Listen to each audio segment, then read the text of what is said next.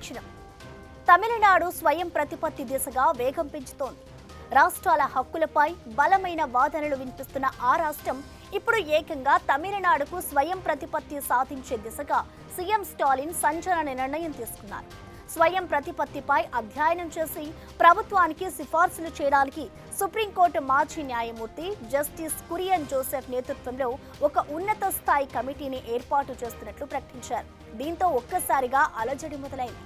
ఒకవైపు కేంద్రం చర్యలతో ఇంకోవైపు తమిళనాడు స్పీడ్ పెంచుతుండడం సంచలనంగా మారింది. ఇంతకీ ఏం జరగబోతోంది?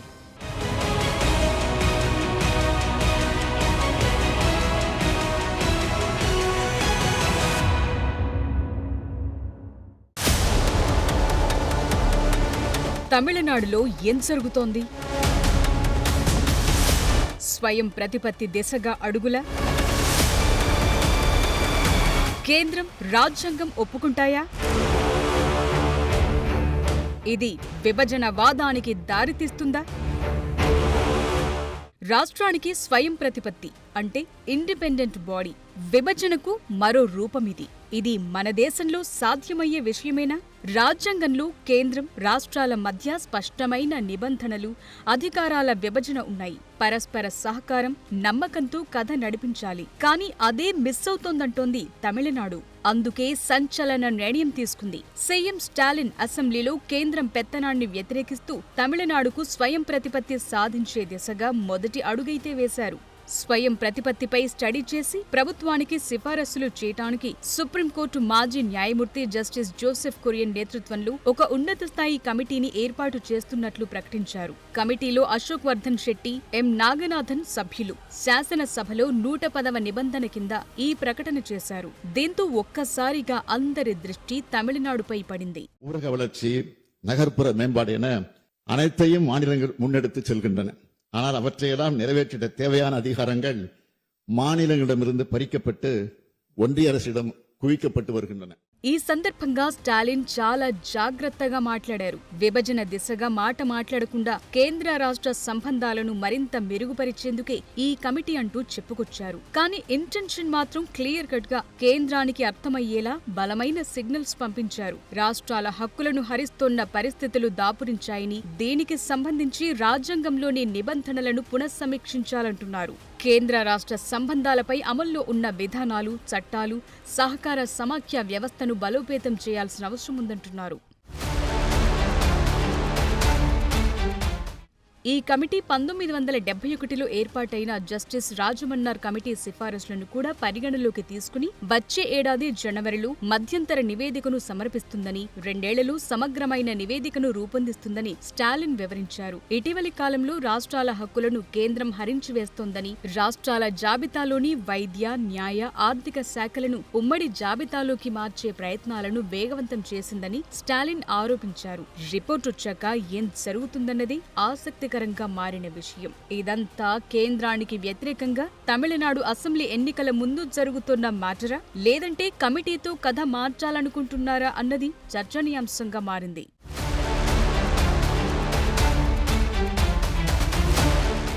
రాజ్యాంగం ప్రకారం కేంద్ర రాష్ట్రాలు సమానంగా పరస్పరం సహకరించుకోవాలి తప్ప ఒకదానిపై మరొకటి ఆధిపత్యం చెలాయించడానికి వీల్లేదు. కానీ కేంద్ర రాష్ట్రాల హక్కులు, అధికారాలను క్రమంగా నీరుగారుస్తూ పెత్తనం సాగిస్తోందని, రాజ్యాంగం సూచించిన సెన్సిటివ్ బ్యాలెన్స్ ను దెబ్బతీస్తోందన్నది సీఎం స్టాలిన్ వాదన. బలహీనమైన రాష్ట్రాలతో బలమైన కేంద్రాన్ని నిర్మించడం సాధ్యమేనా అన్నది ఆయన సంధిస్తోన్న ప్రశ్న. స్వయం ప్రతిపత్తి డిమాండ్ అనగానే ఇదేదో తమిళనాడు సంక్షేమం కోసం, అధికార వికేంద్రీకరణ, నిధుల కోసం ఒత్తిడి తేవటం కాదని, దేశ ప్రజల విశాల ప్రయోజనాలను దృష్టిలో ఉంచుకుని ఒత్తిడి తెస్తున్నామని గుర్తు చేస్తున్నారు. రాష్ట్ర స్వయం ప్రతిపత్తిపై గళం విప్పుతోన్న తొలి రాష్ట్రం తమిళనాడు అంటూనే భిన్నత్వంలో ఏకత్వం ఆధారంగా పనిచేస్తోన్న భారత్లో అన్ని రాష్ట్రాల హక్కులను పరిరక్షించడమే కమిటీ ఏర్పాటు ఉద్దేశమని స్ట్రాటజిక్ గా చెప్తున్నారు.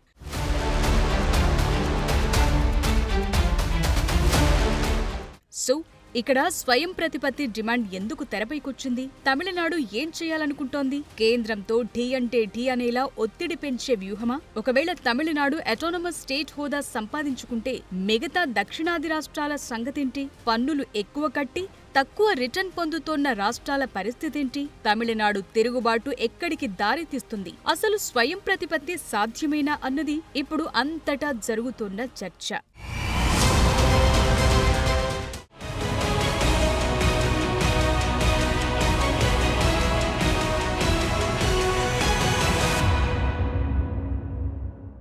స్వయం ప్రతిపత్తి కోసం తమిళనాడు ఏకంగా కమిటీ వేయడానికి దారితీసిన పరిస్థితులు ఏంటి? ఓవైపు గవర్నర్తో రోజు వివాదాలు, భాషా వివాదం, నేషనల్ ఎడ్యుకేషన్ పాలసీ, నిధులు, రాష్ట్రాల హక్కుల్లో చొరబాటు ఇవన్నీ అగ్నికి ఆజ్యం పోసినట్లయ్యాయి. రాష్ట్రానికి అటానమస్ స్టేట్ ఇవ్వడం కుదురుతుందా? స్టాలిన్ పెంచుతున్న ఒత్తిడి వర్కౌట్ అవుతుందా? మిగతా దక్షిణాది రాష్ట్రాల పరిస్థితి ఏంటి?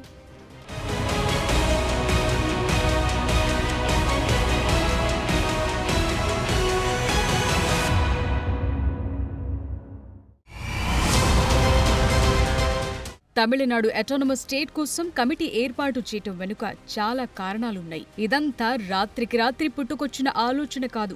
వాటిని ఒక్కొక్కటి డీకోడ్ చేద్దాం. తమిళనాడు పన్నుల రూపంలో 100 రూపాయలు కేంద్రానికిస్తే తిరిగి తీసుకుంటున్నది 30 రూపాయలే. ఇక్కడ నిధుల సవాల్. ప్రతి బిల్, ప్రతి అడుగులో గవర్నర్ ఆటంకాలు. ఇక్కడ కేంద్రం ప్రతినిధిగా రాజ్యాంగ పదవిలో ఉన్న గవర్నర్తో సవాల్. ఇటీవలి సుప్రీంకోర్టు సంచలన తీర్పుతో తమిళనాడు అటానమస్ ఆలోచన దిశగా అడుగులు వేయటానికి దారితీసింది. జాతీయ విద్యా విధానంలో భాగంగా త్రిభాషా విధానం అమలు మరో సవాల్. రాష్ట్ర పరిధిలో ఉన్న వ్యవస్థలపైన కేంద్రం జోక్యం ఇది మరో సవాల్. ఇవన్నీ ఒకదానికొకటి తోడై స్వయం ప్రతిపత్తి కోసం సిఫారసులు ఇవ్వాలని ఏకంగా ఓ కమిటీ ఏర్పాటుకు దారితీసినట్లయింది. తమిళనాడులో స్వయం ప్రతిపత్తి కోసం ఇలా కమిటీ ఏర్పాటు చేయటం ఇదే తొలిసారి కాదు. 50 ఏళ్ల క్రితం నాడు సీఎంగా ఉన్న కరుణానిధి పివి రాజమన్నార్ నేతృత్వంలో 1969లో కమిటీ ఏర్పాటు చేశారు. కేంద్ర రాష్ట్ర సంబంధాలను పరిశీలించి 1971లో రిపోర్ట్ ఇచ్చింది. ఇందులో రాష్ట్రాలకు ఎక్కువ స్వయం ప్రతిపత్తిని కల్పించేందుకు ఆ కమిటీ సిఫారసులు చాలానే చేసింది. ఆర్టికల్ 263 ప్రకారం అంతర్రాష్ట్ర మండలిని ఏర్పాటు చేయాలని, ఈ మండలిలో ప్రధాని చైర్మన్ గా అన్ని రాష్ట్రాల సీఎంలు సభ్యులుగా ఉండాలంది. రాష్ట్రాల ప్రయోజనాలను ప్రభావితం చేసే జాతీయ ప్రాముఖ్యత కలిగిన బిల్లులను ఈ మండలిలో చర్చించాలన్నది ప్రధాన సిఫారసు. అంతేకాదు కేంద్రం నుంచి రాష్ట్రాలకు ఆదేశాలు జారీ చేసే అధికారాన్నిచ్చే ఆర్టికల్స్ 256, 257, 339(2)లను రాజ్యాంగం నుండి తొలగించాలంది కమిటీ. రాష్ట్రాలకు ఎక్కువ ఆర్థిక స్వయం ప్రతిపత్తి కల్పించేందుకు కార్పొరేషన్ ట్యాక్స్, కస్టమ్స్, ఎగుమతి సుంకాల వాటా పెంచాలంది. All India services, IAS, IPS, IFS ను రద్దు చేసి కేంద్ర రాష్ట్ర సర్వీసెస్ ను వేరుగా ఉంచాలంది. రాష్ట్రపతి పాలనను చివరి పరిష్కారంగా ఉపయోగించాలని, శాంతి భద్రతల సమస్యలకు కాదని ఆ ఆర్టికల్ ను కూడా తొలగించాలంది నాటి కమిటీ. గవర్నర్ నియామకం రాష్ట్రాలతో సంప్రదించి చేయాలంది. రాష్ట్రాలకు ఎక్కువ ఆర్థిక, శాసనాధికారాలు ఇవ్వాల్సిందే అంది. సో ఈ సిఫారసులు రాష్ట్రాల స్వయం ప్రతిపత్తిని పెంచేందుకే అయినా కేంద్ర ప్రభుత్వం మాత్రం నాడు పూర్తిగా వీటిని తిరస్కరించింది, చెత్తబుట్టలో పడేసింది.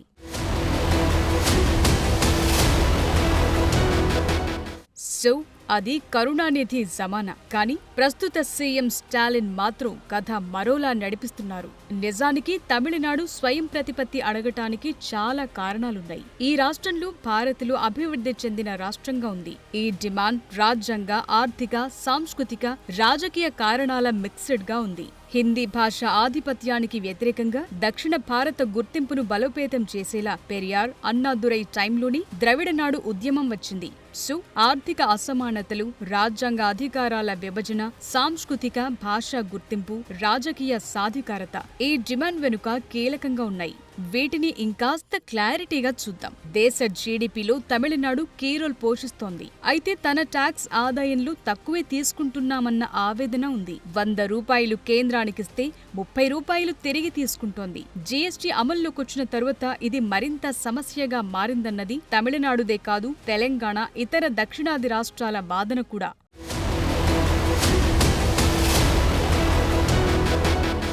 తమిళ భాష సంస్కృతి రక్షణ తమిళనాడు రాజకీయాల్లో చాలా సెంటిమెంట్ రగిల్చే ఇష్యూ. హిందీ, సంస్కృతం వంటి భాషలను కేంద్రం ప్రోత్సహించడం ద్వారా తమిళ్ ఐడెంటిటీని దెబ్బతీస్తోందనే ఆందోళన ఉంది. 1965లో హిందీ వ్యతిరేక ఉద్యమం, ఇటీవలి త్రిభాషా విధానంపై తీవ్ర వ్యతిరేకత ఇందులో భాగమే. స్వయం ప్రతిపత్తి ద్వారా తమిళనాడు తన భాష, సాంస్కృతిక విశిష్టతను కాపాడుకోవాలనుకుంటోంది. తమిళనాడు పార్టీలు కేంద్రంపై ఆధారపడకుండా స్థానిక అవసరాలకు తగ్గట్లు రాష్ట్రాన్ని పరిపాలించాలని భావిస్తాయి. ఆర్టికల్ 356 అంటే రాష్ట్రపతి పాలన వంటి నిబంధనలు, గవర్నర్ అధికారాలు రాష్ట్ర ప్రభుత్వాల స్వతంత్రతను నిలువరిస్తాయని వాదిస్తూ వస్తోంది.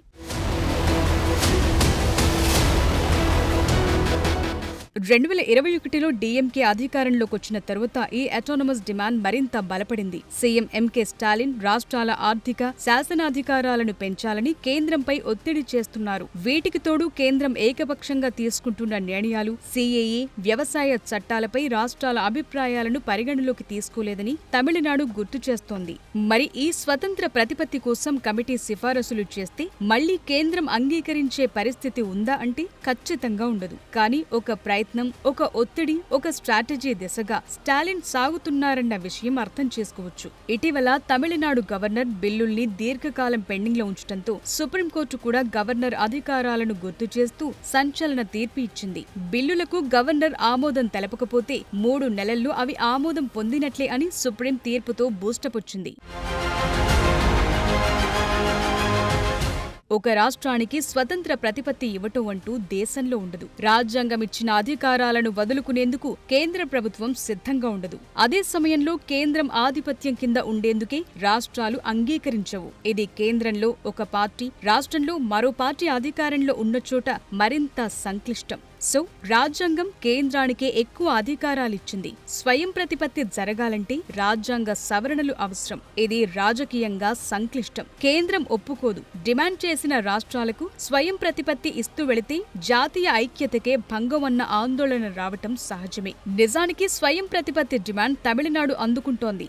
కానీ మిగతా రాష్ట్రాల మధ్య ఏకాభిప్రాయం లేకపోవటం వల్ల ఈ అటానమస్ ఉద్యమం బలపడలేకపోతోందంటున్నారు. సో తమిళనాడు చేస్తున్న ఈ డిమాండ్ ఆర్థిక, రాజ్యాంగ, సాంస్కృతిక అంశాలపై ఆధారపడి ఉంది. తన ఐడెంటిటీని కాపాడుకోవటానికి ఈ డిమాండ్ను కొనసాగిస్తోంది. అయితే అటానమస్ రావాలంటే కేంద్రం సహకరించాలి, రాజ్యాంగ సవరణలు చేయాలి, రాజకీయ ఐక్యత అవసరం. అయితే ఇవన్నీ ఇప్పుడప్పుడే అయ్యేవి కాదు. ఇది సీఎం స్టాలిన్ కు కూడా తెలుసు. కానీ వచ్చే ఏడాది ఏప్రిల్, మే నెలల్లోపు తమిళనాడు అసెంబ్లీ ఎన్నికలు జరగబోతున్నాయి. అటానమస్ కోసం ఏర్పాటైన కమిటీని వచ్చే ఏడాది జనవరిలోపు మధ్యంతర నివేదిక ఇవ్వాలని స్టాలిన్ సర్కార్ కోరింది. అంటే ఎన్నికల సమయంలో ఈ కమిటీ రిపోర్ట్ పొలిటికల్ గా ప్రకంపనలు సృష్టించడం ఖాయంగా కనిపిస్తోంది. అది తమిళ జనం సెంటిమెంటును రిఫ్లెక్ట్ చేసే ఛాన్సెస్ కొట్టిపారేయలేం.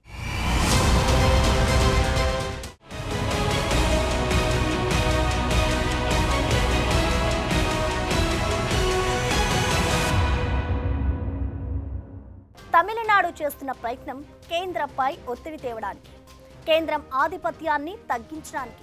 అయితే జస్టిస్ కురియన్ సిఫార్సులు వచ్చాక పరిస్థితి ఎలా ఉంటుందన్నది ఉత్కంఠగా మారిపోతోంది. For more videos like this, subscribe Big TV channel.